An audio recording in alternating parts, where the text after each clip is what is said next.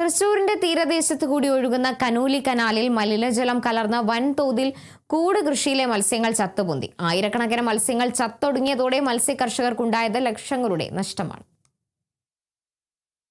തൃശൂർ ജില്ലയിലെ മതിലകം, പടിയൂർ, ശ്രീനാരായണപുരം, വെള്ളാങ്കല്ലൂർ തുടങ്ങിയ പഞ്ചായത്തുകളിലൂടെ കടന്നുപോകുന്ന കനോലി കനാലിലാണ് മലിനജലം കലർന്നത്. ഇതോടെ പുഴയിൽ കൂടുകെട്ടി മത്സ്യകൃഷി ചെയ്തിരുന്ന കർഷകരുടെ 14ഓളം കൂടുകൃഷിയിലെ മത്സ്യങ്ങളാണ് ചത്തൊടുങ്ങിയത്. കഴിഞ്ഞ ദിവസം മുതലാണ് മത്സ്യങ്ങൾ ചത്തു തുടങ്ങിയത്. പടിയൂർ പഞ്ചായത്തിലെ ബണ്ടുകൾ തുറന്നതോടെ ഷൺമുഖം കനാലിലൂടെ ഒഴുകിയെത്തിയ മലിനജലം കനോലി കനാലിൽ കലർന്നതാണ് മത്സ്യങ്ങൾ ചത്തുപൊന്താൻ കാരണമെന്ന് കർഷകർ പറയുന്നു. പടിയൂർ പഞ്ചായത്ത് കെട്ടറ പുഴ തുറന്നിട്ട് വെള്ളം തുറന്നിട്ടിട്ട് വെള്ളം അകത്തേക്കാണ് കയറിയത്, പുറത്തേക്കല്ല കയറിയത്. എന്താണെന്ന് അറിയില്ല, വിഷവെള്ളം വന്ന് മീനിനെ നശിച്ചുപോയി. ഞങ്ങൾക്ക് നല്ലൊരു പൈസ നഷ്ടമുണ്ട്. 14 കൂടുകളിലായി വളർത്തിയിരുന്ന കരിമീൻ, കാളാഞ്ചി തുടങ്ങിയ മത്സ്യങ്ങളാണ് ചത്തുപൊന്തിയത്. 150 ഗ്രാം മുതൽ 1 കിലോയോളം വരെ തൂക്കമുള്ള മീനുകളാണ് കൂട്ടത്തോടെ ചത്തുപൊന്തിയത്.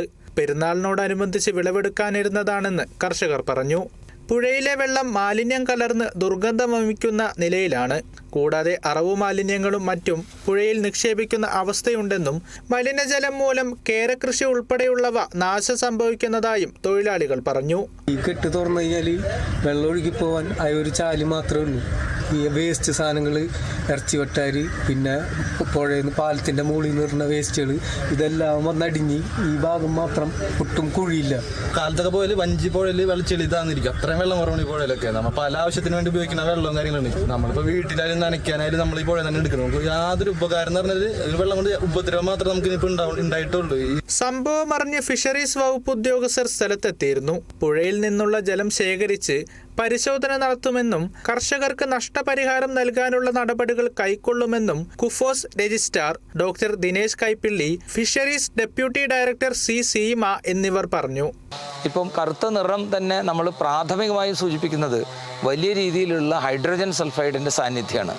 പക്ഷേ അത് എത്രത്തോളം ഉണ്ട് എന്നുള്ള കാര്യങ്ങളെല്ലാം ലബോറട്ടറി പരിശോധനകളിൽ കൂടെ മാത്രമേ കണ്ടുപിടിക്കാൻ കഴിയുകയുള്ളൂ. ഈ കർഷകരിൽ നിന്ന് കിട്ടിയ വിവരങ്ങൾ അതത് പഞ്ചായത്തുകളുമായിട്ട് ചേർന്ന് അവരുമായിട്ട് കൂടി ആലോചിച്ച് ഇനി വരും വർഷങ്ങളിലെങ്കിലും ഇതിനൊരു ശാശ്വത പരിഹാരം കണ്ടെത്തണമെന്നാണ് ഫിഷറീസ് വകുപ്പിന് വേണ്ടി എനിക്ക് പറയാനുള്ളത്. കൂടാതെ അർഹമായ എന്തെങ്കിലും ഇവർക്ക് ഉണ്ടായ ധനനഷ്ടത്തിന് എന്തെങ്കിലും തക്കതായ ഒരു പ്രതിഫലം അല്ലെങ്കിൽ ഒരു ധനസഹായം വാങ്ങി കൊടുക്കണം എന്നുള്ളൊരു മാനസിക ഇതും കൂടി എനിക്കുണ്ട്. ബണ്ട് തുറക്കുന്നതുമായി ബന്ധപ്പെട്ടുള്ള വിഷയങ്ങൾ പടിയൂർ പഞ്ചായത്തുമായി ചർച്ച ചെയ്ത് പരിഹരിക്കുമെന്നും ഇവർ പറഞ്ഞു. മതിലകം ഗ്രാമപഞ്ചായത്ത് പ്രസിഡന്റ് സുമതി സുന്ദരൻ സ്ഥലം സന്ദർശിക്കുകയും കർഷകർക്ക് സർക്കാർ മതിയായ നഷ്ടപരിഹാരം നൽകണമെന്നും ആവശ്യപ്പെട്ടു. Kerala vision news, Thrissur.